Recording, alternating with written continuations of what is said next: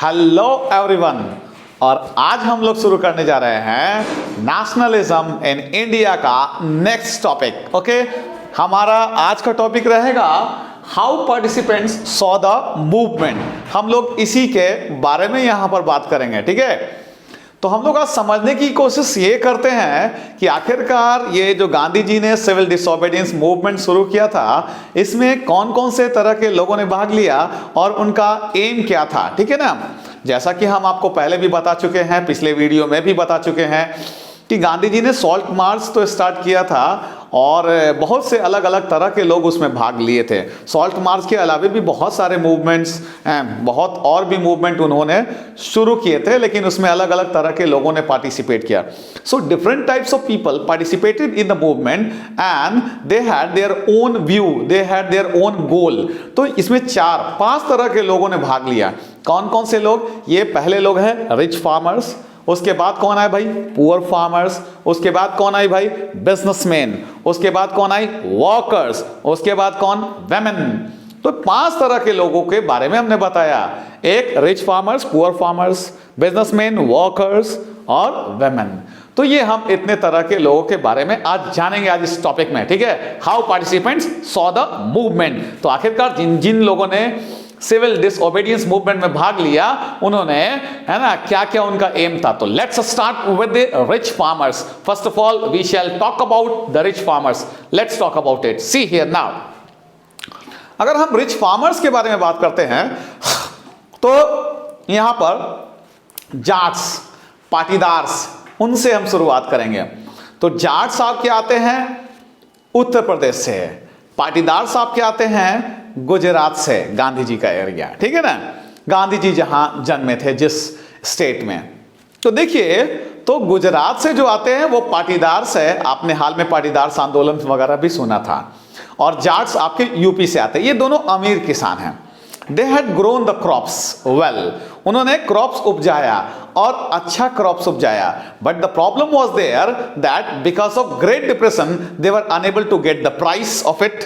तो भाई बिक्री है नहीं, ग्रेट डिप्रेशन है, मंदी का दौर चल रहा है, आपके क्रॉप्स कहां से बिकेंगे? बिक ही नहीं पा रहे थे। ठीक है, ये एक समस्या है। They were unable to sell their crops because of great depression. तो ग्रेट डिप्रेशन की वजह से they were unable to sell their crops, अपनी फसलें वो नहीं बेच पा रहे ग्रेट डिप्रेशन के वजह से। ये एक बहुत बड़ी समस्या आ रही थी। अब बेटा, जब ग्रेट डिप्रेशन की वजह से बेच नहीं पा रहे थे तो इधर इनको चिंता थी कि थोड़ा सा दाम मिल जाता, थोड़ा प्राइस बढ़ जाता तो हमारा काम हो जाता। इसी बीच the British demanded to pay the revenue on due date. उचित समय पे उन्होंने डिमांड कर दिया कि हमें तो भाई रेवेन्यू चाहिए ही चाहिए। अब रेवेन्यू आपको टाइम से चाहिए, इधर मेरे फसल बिक नहीं रहे हैं। So there was the problem for Patidars and Jats that they were waiting for the time when they would be able to sell their crops and thereafter they would be in the position to pay the revenue. वो लोग इंतजार कर रहे कब हमारा crops बिके और बेचने के बाद हम इनको पेमेंट कर दें। ठीक है, यही इनका ख्याल था, यही ये सोच रहे थे। अभी तो ये बेच नहीं पा रहे हैं अपने क्रॉप्स, यही वजह है कि यहां इनको दिक्कतें आ रही है। अब क्रॉप्स बेचने के लिए ये सोच रहे थे और इधर इनसे डिमांड हो गया कि भाई आप तो रेवेन्यू ड्यू डेट पे कीजिए। Farmers had problems, ultimately farmers had no option but to join Gandhi ji's movement. याद होगा आपको, है ना, गांधी जी ने जो मूवमेंट शुरू किया था सिविल डिसओबीडियंस मूवमेंट। तो they join thinking that it is a good way, है ना, it is a good way so that they don't have to pay any kind of taxes in that way। सोचा कि इसी तरह से हमको we shall have, है ना, we shan't have to pay any kind of tax in that way। तो हमको किसी तरह का टैक्स नहीं पे करना पड़ेगा, बच जाएंगे इस तरह से। यही सोच करके उन्होंने क्या किया कि गांधी जी के इस सिविल डिसओबीडियंस मूवमेंट में भाग लिए। थोड़ा सा पीछे वाली घटना से कोरिलेट करना पड़ेगा आपको, ध्यान दीजिए। आपको याद होगा खान अब्दुल गफ्फार खान को अरेस्ट किया गया था। ठीक है ना, अप्रैल 1930 में, होगा याद आपको। उसके बाद गांधी जी को भी अरेस्ट किया गया था। उसके बाद बहुत ज़्यादा हिंसा फैल गई थी। लगभग 1 लाख के आसपास सत्याग्रहियों को मारा गया, पीटा गया, जेल में डाल दिया गया। बहुत ज़्यादा वायलेंस फैल गया। तो गांधी जी ने क्या किया था, मूवमेंट को कॉल ऑफ कर दिया था। यही वो टाइम है, यही वो टाइम है जब इन लोगों ने भाग तो ले लिया था सिविल डिसोबीडियंस मूवमेंट में, और इनके पास क्या उम्मीद थी, they had expected that Gandhi ji would pressurise the government to revise the revenue, ताकि वो रेवेन्यू को रिवाइज करवाएंगे, मतलब लेसन करवाएंगे, कम करवा देंगे इस तरह से, इसीलिए वो उन लोगों ने भाग लिया था। But when Gandhi ji found the increasing violence in 1931, जब उन्होंने 1931 में जब देखा कि वायलेंस बढ़ रहा है, he called off the movement. याद होगा आपको सेकेंड राउंड टेबल कॉन्फ्रेंस जो साइन किए थे 5 मार्च 1931, याद है ना बेटा, वही गांधी इरविन पैक्ट, तो इन्होंने साइन कर दिया था। तो जब इन लोगों ने कहा कि अरे ये तो हम लोगों से बिना पूछे हुए, बिना कहे हुए, बिना हमारा रिवाइज करवाए हुए इन्होंने क्या किया कि मूवमेंट जो है कॉल ऑफ कर दिया। दे बिकेम एंग्री, बड़ा उत्साह से इन्होंने भाग लिया था, अपने भी भाग लिया था। Not only they themselves had participated in the movement, they had also pressurized their fellow farmers to participate in the movement। उन्होंने अपने दोस्तों को भी प्रेशराइज कराया था कि आप भी भाग ले लीजिए, टैक्स नहीं पे करना पड़ेगा, ये वो 50 तरह का इश्यू, ठीक है ना। तो ये सोच करके भाई इन्होंने ऐसा करवाया था कि ताकि हो जाए काम, और सच में इनको लगा कि काम हो जाएगा और हो भी जाता। But because of the increasing violence when Gandhi ji called off the movement, है ना, इनको लगा कि अब तो बेकार हम इनके साथ आ गए, गांधी जी के साथ आ गए। क्यों? क्योंकि we participated in the movement but Gandhi ji cared a damn for all of us, and as soon as he saw the increasing violence he decided to call off the movement. जैसे ही उन्होंने देखा कि अरे ये तो बढ़ता जा रहा है वायलेंस, तो उन्होंने कॉल ऑफ कर दिया। उन्होंने चिंता नहीं की कि इनका रिवाइज करवाएंगे, ऐसा करवाएंगे, वैसा कर, नहीं, उन्होंने कॉल ऑफ कर दिया मूवमेंट। तो अभी एक और घटना आपको याद होगा कि गांधी जी जब दिसंबर 1931 में जाते हैं वहां पर, कहां भाई, सेकेंड राउंड टेबल कॉन्फ्रेंस में भाग लेने, तो आपको याद होगा कि कोई भी इनके लिए एक भी पॉइंट इनके फेवर में नहीं मिला था। तो ये बैरन हैंडेड वापस आते हैं इंडिया को, ठीक है, याद होगा आपको। बैरन हैंडेड जैसे ही वापस आते हैं, खान अब्दुल गफ्फार खान, पंडित जवाहरलाल नेहरू, सुभाष चंद्र बोस, इन सबको अरेस्ट किया गया, जेल में डाल दिया गया, कांग्रेस को इलीगल पार्टी घोषित कर दिया गया, इसकी रैलीज, इसके मीटिंग सब बैन कर दिए गए थे। तो गांधी जी ने क्या किया था अल्टीमेटली, फिर मूवमेंट लॉन्च किया था 1932 में, क्योंकि 31 में दिसंबर में तो आते ही हैं, तो एक ही महीने के बाद तो फिर 32 हो जाएगा। तो इन्होंने 32 में फिर रिलॉन्च किया। यहाँ वही वाला घटना है कि ही relaunch the movement in 1932, but this time this movement did not become successful by the, एक साल मुश्किल से चला होगा, है ना, hardly it lasted over a year, and after that by the time of 1934 it lost its momentum। इसका momentum खो गया, नहीं चला, लोग बाहर नहीं आए, उतना एक्साइटेड नहीं थे, भाग नहीं लिए। और इधर इस बार रिच फार्मर्स ने भी भाग नहीं लिया था, क्योंकि पिछला बार से चिढ़े हुए थे कि बताओ पिछला बार हम लोग बड़ा उम्मीद से भाग लिए थे, सोचे थे ऐसा होगा वैसा होगा, और क्या खान गांधी जी ने तो कॉल ऑफ ही कर दिया था मूवमेंट बिना रिवाइज कराए, इसलिए this time we are not going to participate in it. चलिए, यानी कि अमीर किसान इससे किनारा कर लिए। याद आ गया, समझ में आ गया कि अमीर किसान क्यों पार्टिसिपेट किए थे। They had participated with the view that their revenue would be revised by the Congress party pressurising on the British government, but this did not happen. उनको लगा कि भाई कांग्रेस पार्टी प्रेशराइज करेगी सरकार के ऊपर रिवाइज कराने के लिए रेवेन्यू, और इस तरह से उनका काम हो जाएगा, लेकिन ऐसा हो न सका, नतीजा कॉल ऑफ करना पड़ा इनको मूवमेंट, है ना। चलिए आगे और देखते हैं, समझते हैं। अब जैसे ही रिच फार्मर्स ने किनारा किया, here the poor farmers participated in the civil disobedience movement। क्यों भाग लिया भाई, यहां प्रॉब्लम क्या है देखिए, क्रॉप्स का सही दाम नहीं मिल रहा है, रेंट हाई होते जा रहा है, ठीक है ना, चीजों के सही दाम नहीं मिल रहे हैं, अच्छे पैसे नहीं आ रहे हैं। तो इन पुअर फार्मर्स ने पार्टिसिपेट किया कांग्रेस के सिविल डिसोबीडियंस मूवमेंट में, ये सोच करके कि कांग्रेस पार्टी हेल्प करेगी उनको नो रेंट कैंपेन में। Actually they wanted the reduction in the rent, वो चाहते थे कि थोड़ा रेंट हो जाए कम, काहे कि प्राइसेस मिल नहीं रहे क्रॉप्स के बेचने से, तो कम से कम रेंट पे करेंगे तो अच्छा होगा। With this view they participated in the civil disobedience movement, they raised the voice, they started no rent campaign in Bardoli आता है बेटा, मैप में भी आता है कि no rent campaign was started in है ना, where name the place where no rent campaign was started, तो ये बरडोली होगा। तो बरडोली में नो रेंट कैंपेन स्टार्ट किया गया, but Congress party did not support it. Congress party ने बिल्कुल भी इसे सपोर्ट नहीं किया। ये जान रही थी कांग्रेस पार्टी कि इसमें सपोर्ट करना बेवजह बेकार है, क्योंकि if Congress party supports these small farmers, poor farmers, it would lose the support of the rich farmers. अमीर किसानों का सपोर्ट खो देगी, क्योंकि जब गरीब किसानों का हेल्प करेगी, रेंट में कटौती कराएगी, तो अमीर किसान को कम रेंट मिलेगा, तो अमीर किसान दुखी हो जाएंगे और वो कांग्रेस से दूर चले जाएंगे। And that is why Congress party did not support these poor farmers in their no rent campaign.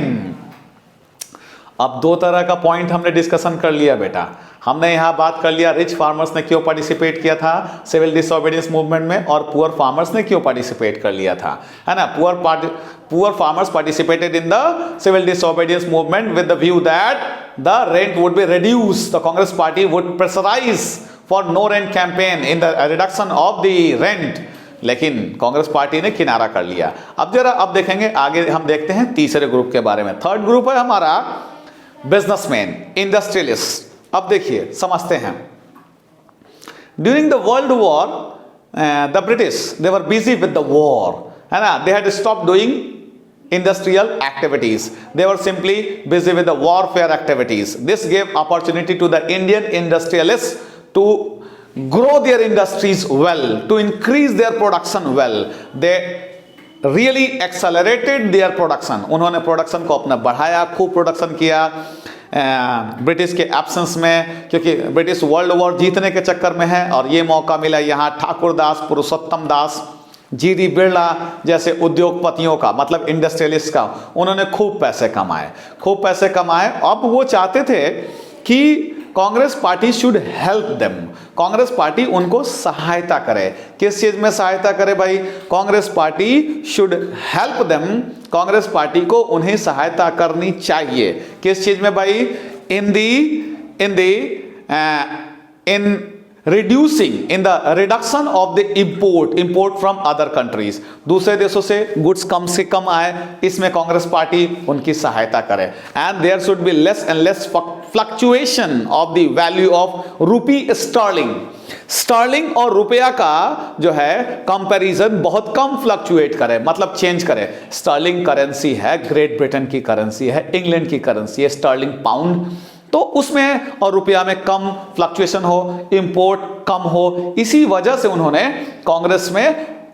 Congress को बहुत हेल्प किया, और कांग्रेस के अंदर दो सेक्शंस बनाए, 1920 में बनाए और 1927 में बनाए। 1920 में उन्होंने ये Indian industrial and commercial Congress 1920 में इसको एस्टैब्लिश किया। कौन भाई?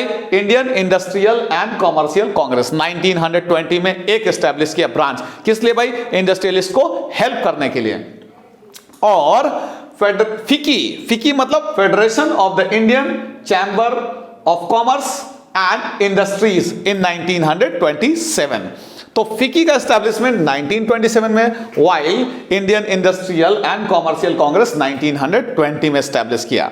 ठीक है, तो सॉरी इस तरह से ये दो इंस्टीट्यूशंस, दो इंडस्ट्रीज को डेवलप किया अपने यहां। यही नहीं, और भी चीजें, और भी क्या भाई, और भी बातें क्या है समझते हैं जरा सा। अभी देखिए, ये बिजनेसमैन ने तो बड़ा सपोर्ट किया कांग्रेस पार्टी को, और कांग्रेस पार्टी ने भी उन्हें हेल्प किया, thinking that it is a good opportunity to help them, and by helping they would gain some money which is very very, है ना, मतलब which is much needed to carry the movement. तो movement को carry करने के लिए पैसे की बहुत आवश्यकता थी, और इन उद्योगपतियों ने, मतलब इंडस्ट्रियलिस्ट ने हेल्प किया कांग्रेस को। अब ये वो टाइम है जब कांग्रेस पार्टी के लीडर महात्मा गांधी उधर से आ जाते हैं वापस इंडिया। याद होगा आपको, दिसंबर 1931, आपको अच्छी तरह से याद होगा। तो ये जब जैसे ही वापस आते हैं लाहौर, है ना, दिसंबर 1931 में जा करके, दिसंबर 1931 में सेकेंड राउंड टेबल कॉन्फ्रेंस में भाग लिए थे ना, तो उस समय तक तो माहौल शांत था। लेकिन जैसे ही वहां से आते हैं तो Congress party was stated as illegal party, its meeting were banned, है ना, इट्स रैलीज वर बैंड। और ऐसे में गांधी जी मूवमेंट ने स्टार्ट करते हैं 1932 में, एक साल चलता है, बहुत उथल पुथल होता है, unrest took place, violence took place. और इसीलिए इन बिजनेसमैन को लगा कि the way the Congress is participating in the movement, it is increasing the violence, and because of increasing the violence market can not go well. अगर ऐसे आंदोलन होता रहेगा, हल्ला चिल्ला होता रहेगा, लड़ाई झगड़ा होता रहेगा, तो मार्केट सही से नहीं जाएगा, और मार्केट जब सही से नहीं जाएगा तो सक्सेसफुल होना लगभग इम्पॉसिबल है, असंभव है। और इसीलिए कांग्रेस पार्टी से बिजनेसमैन ने भी किनारा कर लिया, है ना। अब ऐसे में जब कांग्रेस पार्टी ने किनारा कर लिया, तो ऐसे में इस कांग्रेस पार्टी का साथ देने के लिए आते हैं कौन भाई? वर्कर्स। अब देख लिए ना, तो ये बिजनेसमैन क्यों पार्टिसिपेट किए, आपने ये जान लिया। अब हम आगे बात करते हैं वर्कर्स के बारे में। देखिए वर्कर्स ने क्यों पार्टिसिपेट किया। वर्कर्स, हालांकि भाई वो लोग जब देखे कि businessman they had been aloof, they became, मतलब they were away from the Congress party, then the industrialist के चले जाने के बाद workers came closer to the Congress party and participated in it. ठीक है ना, पार्टिसिपेट किया सिविल डिसओबीडियंस मूवमेंट में। उन्होंने क्या किया भाई, ये आंदोलन शुरू किया, स्ट्राइक्स किया। कब भाई? रेलवे वर्कर्स ने 1930 में, डॉक वर्कर्स ने 1932 में। डॉक वर्कर्स का मतलब बेटा जो शिप पे काम करते हैं वो, तो उन्होंने भी पार्टिसिपेट किया। और वो लोग क्या चाहते थे? वो चाहते थे, they made the demand that the wages should be increased. उन्होंने कहा कि नहीं, वेजेस बढ़ाया जाना चाहिए। हाँ, तो यही हुआ कि वर्कर्स ने भाग लिया क्योंकि वो अपनी वेजेस इंक्रीज कराना चाहते थे। अब सोचिए, अगर वर्कर्स अपनी वेजेस इंक्रीज कराएंगे तो वेजेस किन से लेंगे? बिजनेसमैन से, इंडस्ट्रियलिस्ट से। And that is why Congress did not support this workers. चलिए, ये तो रहा भाई वर्कर्स कैसे पार्टिसिपेट किए। तो हम 4 ग्रुप का बात कर लिए बेटा। रिच फार्मर्स क्यों पार्टिसिपेट किए? अपने रेवेन्यू को रिवाइज करवाने के लिए। स्मॉल बिजनेस में, स्मॉल पेजेंट्स यानी पुअर पेजेंट्स क्यों लिए? नो रेंट कैंपेन, रेंट कम करवाइए। बिजनेसमैन क्यों लिए भाई भाग? इंडस्ट्रियलिस्ट क्यों लिए? ठाकुर दास, पुरुषोत्तम दास, जीडी बिरला, इन्होंने भाग इसलिए लिया कि वो चाहते थे इंपोर्ट लेस हो, रुपी स्टर्लिंग लेस फ्लक्चुएशन हो। और वर्कर्स ने क्यों पार्टिसिपेट किया? वर्कर्स ने पार्टिसिपेट किया कि हमारा वेजेस इंक्रीज करवा जाए। Women ने भी पार्टिसिपेट किया था। Women also participated in the civil disobedience movement with the view of sacrificing their life for the sake of the nation. देश की सहायता के लिए। They really liked Gandhiji's ideology. Every day they came and they heard Gandhiji's ideology and they were ready to sacrifice their life. They had prepared salt with Gandhiji. वो गांधी जी के साथ salt march में भी गई थी, उन्होंने सॉल्ट प्रिपेयर किया, picketing किया, लीकर शॉप्स को बॉयकॉट किया, फॉरेन क्लॉथ्स को, है ना। They participated in the movement and most of the women in the urban areas belong to the richer section. ठीक है, तो वो हाई कास्ट फैमिली से बिलोंग करती थी औरतें शहरों में, और रिच पेजेंट्स फैमिली से बिलोंग करती थी गांव वाली औरतें। And they were ready to sacrifice their life for the sake of the nation. देश के लिए सेक्रीफाइस करने के लिए तैयार थी। बट गांधी जी का मानना था कि okay, women should be good housewife, good mothers, they should teach ideology, good ideology to their children. They should cook food for the family, nurture the children well. It means they should look after their house and hearth. hearth माने चूल्हा and house माने घर। तो घर और चूल्हे के अच्छे से देखभाल करें, अच्छा अच्छा खाना पकाएं, अच्छी अच्छी शिक्षा दे अपने घर परिवार को, अपने हस्बैंड की सेवा करे, ये उनका पहला कर्तव्य है। और इसीलिए till Gandhi ji was the head of the Congress, no women got an important position in Congress party. Congress party में गांधी जी के रहते किसी स्त्री ने बड़ा पोस्ट नहीं होल्ड किया। हाँ, सिंबॉलिकल प्रेजेंट रहा उनका, वो आते जाते रही, कांग्रेस में रही, लेकिन बड़ा पोस्ट होल्ड करने के लिए कभी भी कांग्रेस पार्टी में गांधी जी के रहते किसी स्त्री को बड़ा पोस्ट होल्ड नहीं करने दिया गया। तो सोचिए, देखिए ये 5 तरह के लोगों ने पार्टिसिपेट किया। आप सभी लोग समझ गए होंगे। वीडियो आपको पसंद आ रही है तो बिल्कुल इसे सब्सक्राइब कीजिए, अपने फ्रेंड्स को भी बोलिए, है ना। आप जितने ही ज़्यादा इसको फैलाएंगे उतने ही मैं इनकरेज होऊंगा, उतने ही ज़्यादा वीडियोस बनाऊंगा। मेरा तो काम ही यही है। और आगे पिक्चर वगैरह भी हम बात करेंगे, जो हिस्ट्री के पिक्चर्स हैं उनके बारे में भी डिस्कशन करेंगे, ठीक है। फिर भी आपका अगर कोई क्वेरी हो, कोई क्वेश्चन हो, हमसे पूछना हो तो हमें व्हाट्सअप कर सकते हैं। मेरा व्हाट्सअप नंबर है 9334697300। ये सोशल साइंस और इंग्लिश दोनों का दोनों मेरा टारगेट है कि बोर्ड तक आप सभी का प्रिपरेशन करा दूं, ठीक है। तो सारे के सारे पेपर्स हमारे इसी तरह से निकलते चले जाएंगे और उम्मीद करते हैं आप जल्दी से जल्दी ज़्यादा से ज़्यादा दोस्तों के साथ मिलकर के इसे सब्सक्राइब कीजिए, इसे फैलाइए। 1 बार 2 बार देखिएगा चैनल पे, जो भी वीडियोस हैं वो समझ में आने ही आने हैं। नहीं अगर फिर समझ में आए दोबारा देखिए, पॉज करके देखिए, ठीक है, लेकिन आपको समझ में आएगा, मेरा वादा है। बशर्ते कि एक बार शांत दिमाग से समझें, जरूर से जरूर समझ में आएगा, ठीक है। तो आशा करते हैं ये वीडियो आपको पसंद आएगा। नेक्स्ट डे अगले वीडियो के साथ बहुत ही जल्दी फिर मिलते हैं। अब वीडियो लगातार आएगी, कंसिस्टेंटली आएगी। हर वीक में 2-3 वीडियो आने ही आने हैं, अब तय है, क्योंकि मैं अब सोच लिया हूं कि आपका बोर्ड एग्जाम अच्छे से अच्छे करवा ही दो, ठीक है। तो उम्मीद करते हैं आप लोग भी अच्छे से, जिस तरह से हम मन से वीडियो बना रहे हैं, आप लोग भी ज़्यादा से ज़्यादा मुझे सपोर्ट कीजिए मेरे चैनल को, और सब्सक्राइब कीजिए, अपने फ्रेंड्स तक पहुंचाइए, उनको भी फायदा हो, ठीक है। तब तक के लिए bye bye, okay, thank you, see you soon with the next video. Till then bye bye, thanks.